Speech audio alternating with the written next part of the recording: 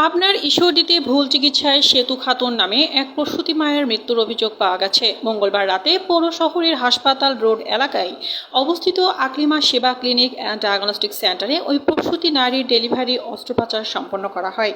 ডাক্তারের ভুল অস্ত্রোপচারের কারণে অতিরিক্ত রক্তক্ষরণে ওই প্রসূতি মায়ের মৃত্যু হয়েছে বলে অভিযোগ উঠেছে। নিহত প্রসূতি লালপুর উপজেলার নুরুল্লাহার গ্রামের নাহিদ হোসেনের স্ত্রী সেতু খাতুন। ভুক্তভোগী পরিবার ও এলাকাবাসী সূত্রে জানা যায়, বুধবার রাতে সেতু খাতুন আকলিমা সেবা ক্লিনিক অ্যান্ড ডায়াগনস্টিক সেন্টারের চিকিৎসক রাবেয়া বুসরি ডেলিভারি অস্ত্রোপচার করেন। এতে সন্তান সুস্থভাবে ভূমিষ্ঠ হলেও প্রসূতির শারীরিক অবস্থা দ্রুত অবনতি হতে থাকে।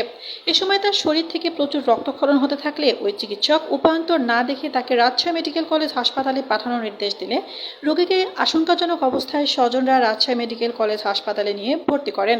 সেখানে ভর্তির পর চিকিৎসাধীন অবস্থায় গতকাল বুধবার প্রসূতির মৃত্যু হয়। মৃত্যুর ঘটনা সামাজিক যোগাযোগ মাধ্যমে চাউর হলে টক অফ দ্য টাউনে পরিণত হয়।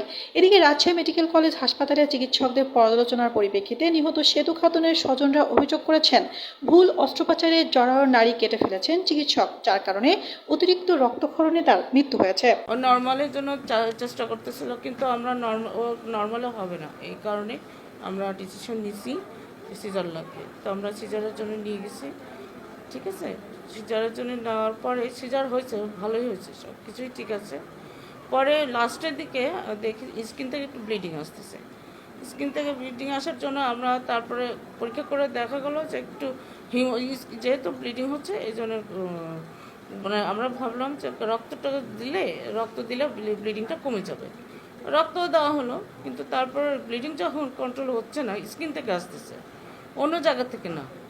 হ্যাঁ, ও তারপরে আমরা 8টার দিকে মানে দেখতে পেলাম যে এই অবস্থা। রক্ত দেওয়ার পরে যখন কমলো না, তখন আমরা রাজশাহী রেফার করে দিই।